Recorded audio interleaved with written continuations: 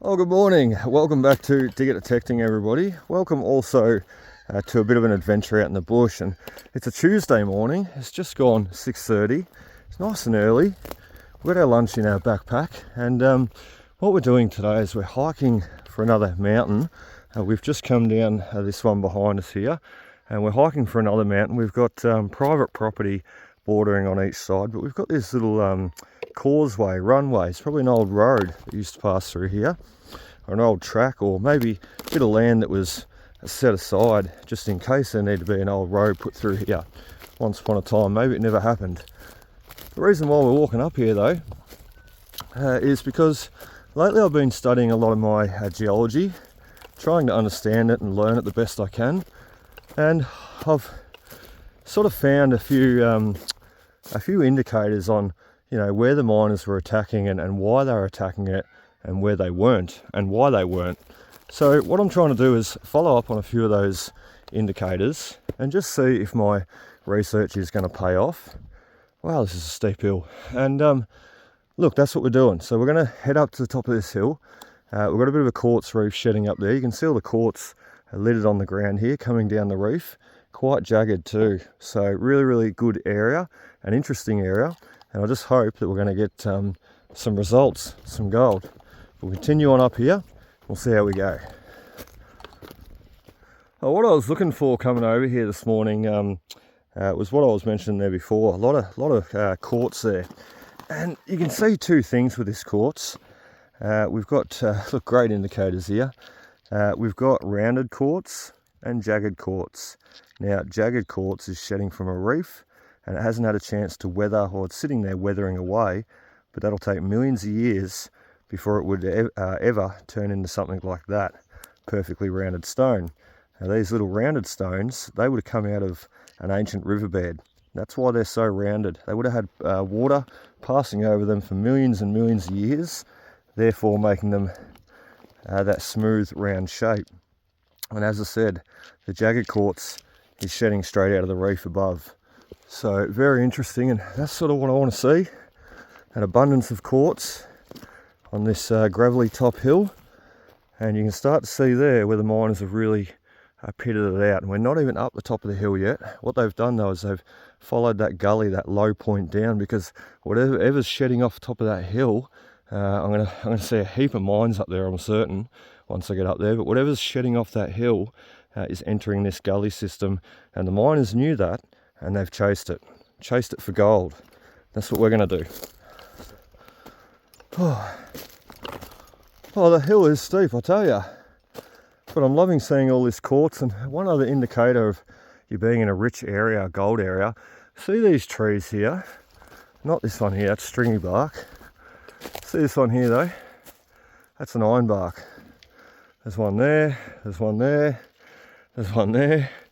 And not only with the ironbark trees, you can see, look what the trees are pushing up. That's what I'm trying to say. So around the bases, you can really get a good indication. Got to get my breath. Good indication of what's in the ground. Oh, there they are. There's the mines. Bingo. So the miners did know about this area. And look, every time I find these little areas, I've been studying my geology for a good couple of months now. And every time I find these little areas, I think, well, my lessons, or the lessons that I'm giving myself, they must obviously be paying off, because every time I think about an area or look for an area and find an area that really excites me and gets me intrigued to go check it out, when I get there, I generally see this, a mining area. So the miners, look, they knew about it as well, but to get to these areas and not see any prospecting holes, I haven't seen one.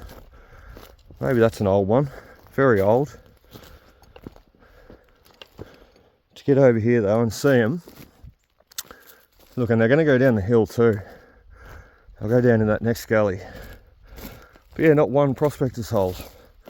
So I think we're going to have a lot of fun here today, and hopefully get a lot of gold. They will enter into that gully as well. And look at all these ironbark trees surrounded by them.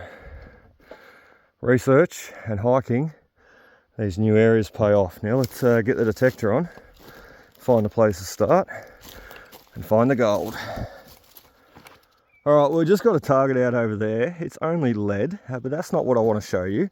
I was just taking a quick look down this mine shaft, and always love to look down and just to see the depth and see the ground that I'm working on. How deep was the gold? But look, looking down this one, I've just spotted something. Can you see that?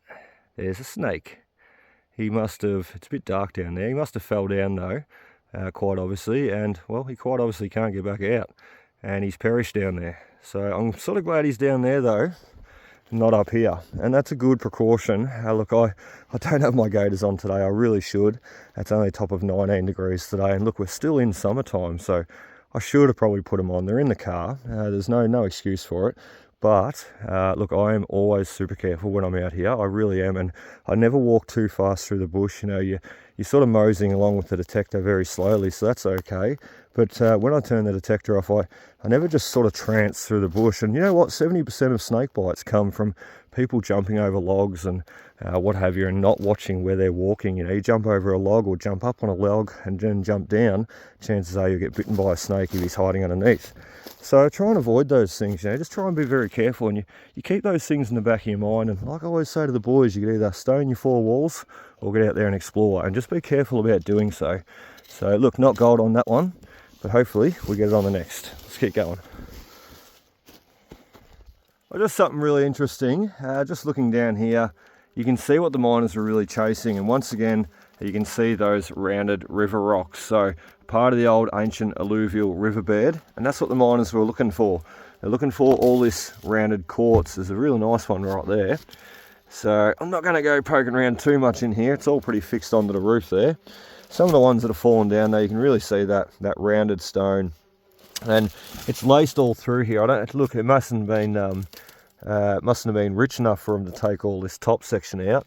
They've just sort of tunneled down and tunneled in. And to the right of me, if I step out of here and show you, to the right of me, there's another little shaft going straight down to it. So they're attacking all this pay wash layer. As I said, it mustn't have been rich enough for them to take any of this. So what's fascinating too is this hilltop, it sheds off down into the creek below, down into the gully below. So that's where we're going to go next. So there's a shaft there that they've sunk down. Once again, trying to attack that pay layer, and they're all around here. You can see they've just ripped it all out in the middle there. So fascinating. It's just amazing to me. Like, I'm just learning the geology now, and the sedimentary layers, and you know, the time periods and what took place over those different ages and millions or hundreds of millions of years ago. But look, it's amazing to me that the miners back then, with primitive technology and primitive you know, geology, and I mean, they didn't understand it all at the start. It took them time to understand it. But I suppose if you dig enough holes and you spend enough time down the ground, looking at all those different pay layers and wash layers and sedimentary layers, it would start to make sense, wouldn't it? And the more I spend out here, well, the more it starts to make sense for me. Well, before we go much further and get down into this gully, which is where I really want to go, because that's where all the gold would have been shedding off and entering into the colluvial system, which is what where a lot of gold come from, Pliocene, Holocene era, and that's where a lot of the big gold can be found too, I'm hoping. So let's have a look at this before we go down there, because once we go down, I probably won't come back up into this little area. Not today anyway, I'll run out of time. So what we can see here though is part of the old quartz reef that the miners were chasing. Oh, these marsh flies are shocking. But look, the quartz reef decaying and outcropping, exposing on this hill. So look, they've dug it all out. They haven't continued digging it out here. Like look, it's not that thick, and it wouldn't have been rich enough for them to take it out. But what we're standing in would have been all quartz reef, and they've dug it all out. And you can see those big boulders, big quartz stones. And coming around here, you can see bits of it chipping off and coming out, once again decaying and outcropping out of the ground. And if we keep going through here, you can see that right here, once again, fractured quartz cropping out of the side bank there. So just amazing. Look, it's little things. You got to understand the little things to understand the bigger picture, I feel. And I'm trying to understand the little things as I go. And look, it is painting that bigger picture.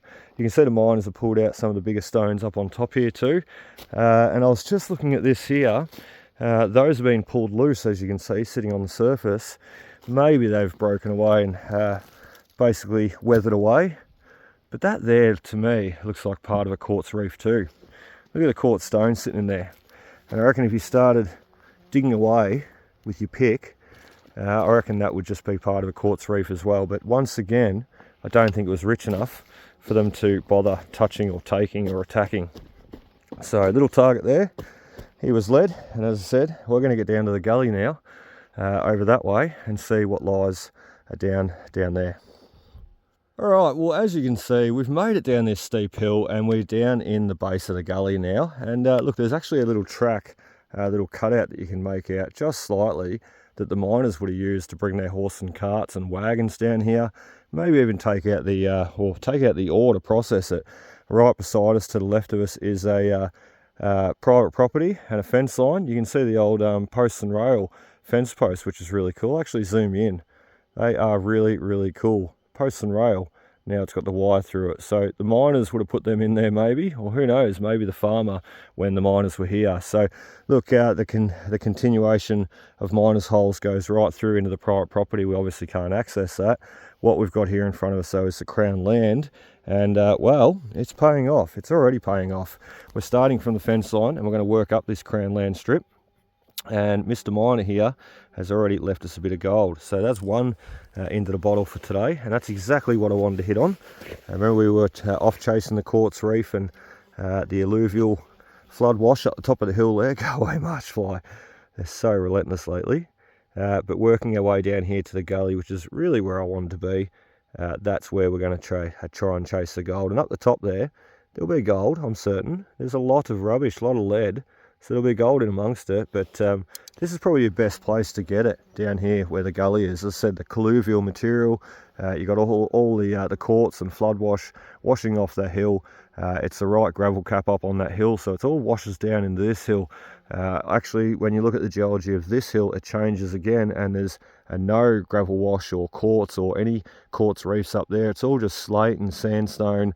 It probably is not gold bearing whatsoever. But everything's come off this hill and face down, and you can sort of see that as the miners have went on top of the hill, and they've also dug out along this side facing us. So very interesting. We've got a lot of work to do here to find the gold, and look, we've got our first piece, so lots of work more to do in future as we explore and find more.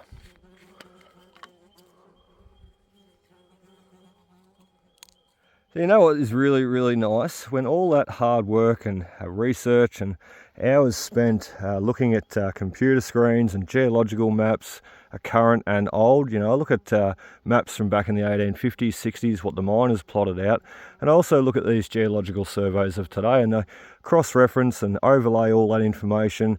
And look, for it to come full round into perspective and pay off like that, I mean, that's our second bit of gold.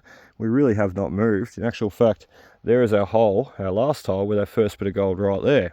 So look, for it to turn around, come full circle and pay off like that, you know, your research, your time and effort and hard work, well, it is really, really rewarding. I absolutely love it. So it's one thing about the gold too. I mean, it's very similar to the coin relic in that respect. You know, I've always loved my research, and many will know just how much research I did to put myself onto a lot of my coin relic sites, and they paid off. They really, really did.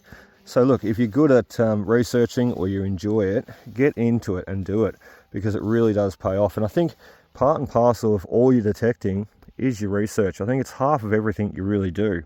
And once again, when it comes full circle and pays off, it is very, very rewarding. Let's keep going.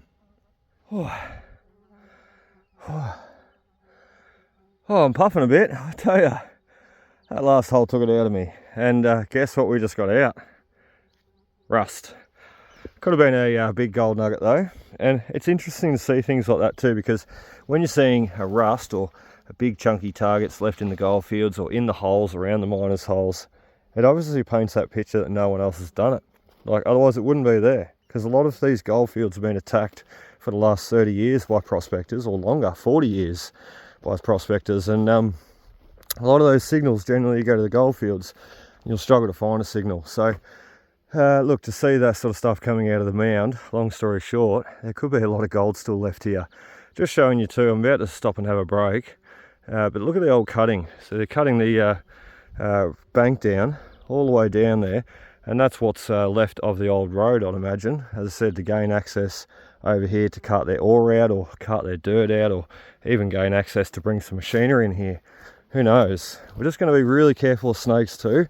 We've seen that one there this morning in the miner's hole down the shaft. But oh, prospector's hole, an old one too. So there you go, someone has been down here. That's the first prospector's hole I've seen. I always keep an eye out for them.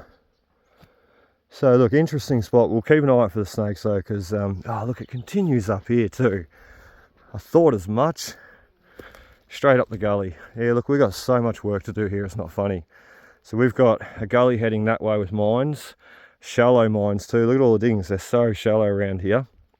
And then you see through the trees there, we've got another gully shooting up this way as the gullies fork off, and you've got that ridge, that spur line. We've got another gully up there heading with more miners' holes. Amazing. All right, this is, look, once again, research. And anybody struggling to research, look, be sure to yell out, reach out, because I'm happy to help. I'm happy to research new areas and look, try and help you guys out there. So that's what I'm all about, try to help you guys. So let's get back on the detector.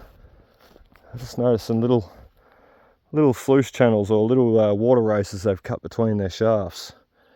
And I suspect that's what they're doing. You know, it wouldn't have been a miner in every hole. Sometimes it may have been. I'll just get you out of the sun there. It would have more likely been one miner responsible for a lot of these holes. And what he's probably done is he's, you know, worked one hole, had water right up to it, accessing up to it. As he jumps over and digs the next hole, looking for that continuation of the gold, I dare say he just cuts a little channel to fill up the next hole and the next hole and the next hole. So a lot of these are probably teams of one or two or single party men cutting all these holes and digging all these holes. And as I said, those little tailing races or water races, as I said, they're probably just trying to link them together so they continue on working up the gully and having water. Anyway, let's have some lunch now, or early breakfast, 9 o'clock, and then let's get back on the detector. So we're out of the gully now and we're making our way up the hill. Let me spin you around. That's the gully down there. We've come from all the way down the bottom of that hill and we're just following the mines up. You can see some are leading off over there, easterly direction, and some leading off over here. And what's caught my eye is a tree up over there. I don't know what sort of species tree it is, but it's important to look at your trees when you're out in the goldfields. Because the ironbark trees, I didn't actually explain before, but the ironbark trees, the stringy bark trees, those sorts of trees that can really only survive in the goldfields, in the highly mineralised, hungry ground. It's hungry. Not much else that can grow out here. So, just interesting. Here's a deep one. Can't see a snake. Just interesting to check it all out. And what this tree right here is, just be careful of the snake there. What this tree right here is, as far as I know, I think it's that. I could be wrong, but it's a cherry tree.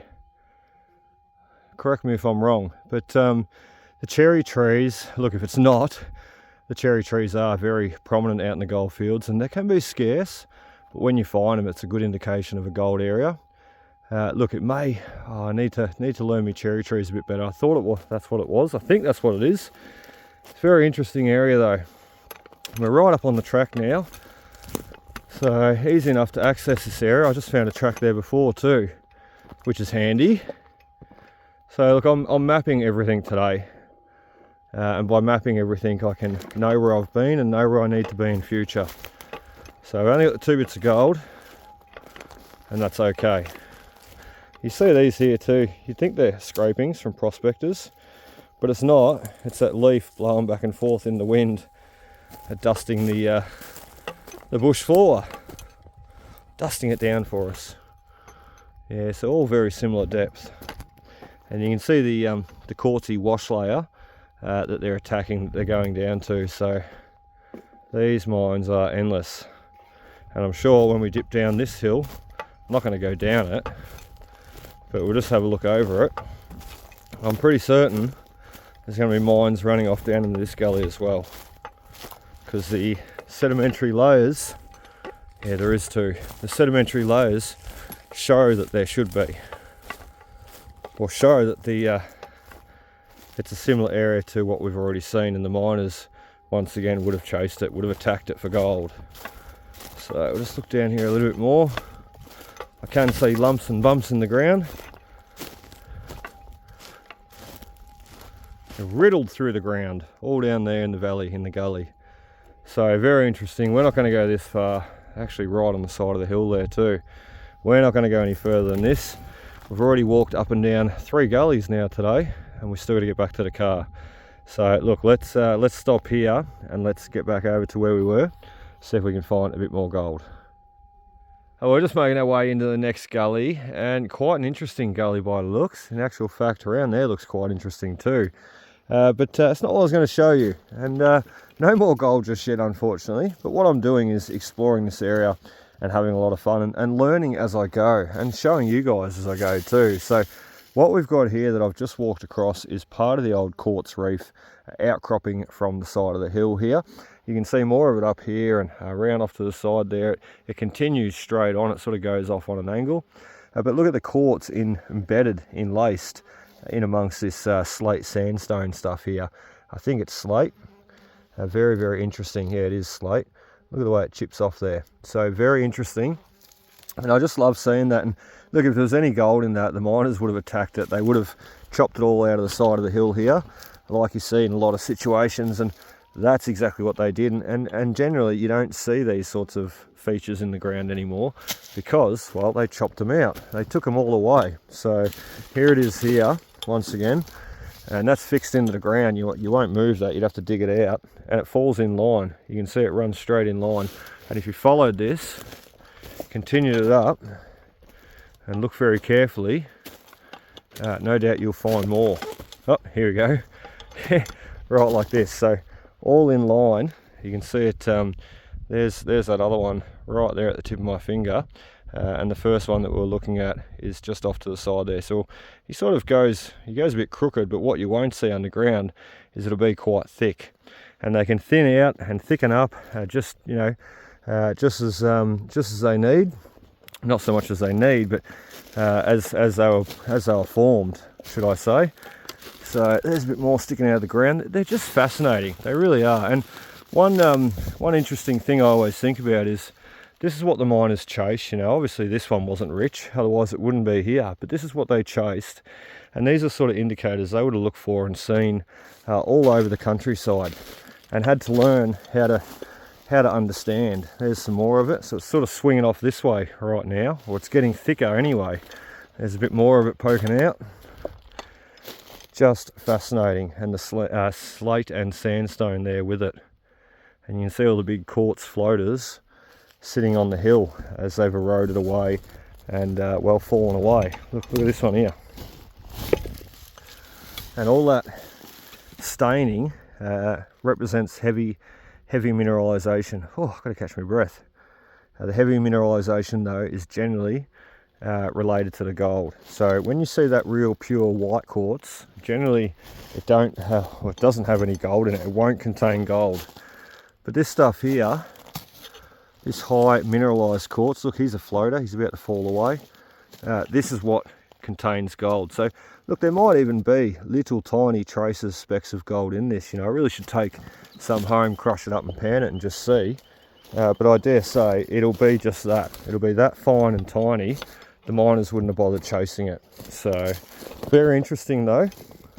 Very steep too. Alright guys, well sadly that is about it for us today. We really need to get out of here soon. What you have not seen is we've trekked over a few more mountains, we've got over a few more hills and up and down and up and down. Look, we've had a lot of fun though, and right now we're currently sitting in the gully. We've only got one more hill to go up, and the car is up over the other side. So look, it's been a lot of fun. I hope you've learned something this morning. I've learned something myself, because every time I sit at home and look at geological maps, and then I come out and put boots on the ground, it helps me understand and tie those two things together. You know, it's one thing to look at a map of geology and sediments and layers and topography and all that, but to get out here and actually look at it firsthand, you know, boots on the ground, as I said, that's most important, and it ties all of it back together. So anyway, 2 bits of gold for us today, what you're seeing there this morning. The rest of the time was just spent walking and looking like a geologist would. Dear, I'm not a geologist, I'm a prospector, but I've got to try and learn it, don't I? It's just going to help what we do. So 2 bits of gold in the scoop, and where we got those 2 was right at the head of this gully. So we could have stayed there the whole time, but if we stayed there, pulled a few more bits of gold maybe, probably lots more lead, we would never have explored all the way up the top of this ridge and around the other side and down into the gully, and we would never have mapped it out. And once I get home, what I can do is look at where I've been today on the map and then basically reiterate that with my research for future. So really hope you enjoyed, guys. Be sure to stay tuned because we've got a lot more to come. Go away, March Fly. We've got a lot more to come, and look, a lot more lessons to come, and hopefully helpful information that'll help you guys for future as well. So be sure to hit that like, comment and subscribe button, support our channel for future, and we'll see you on the next. Cheers.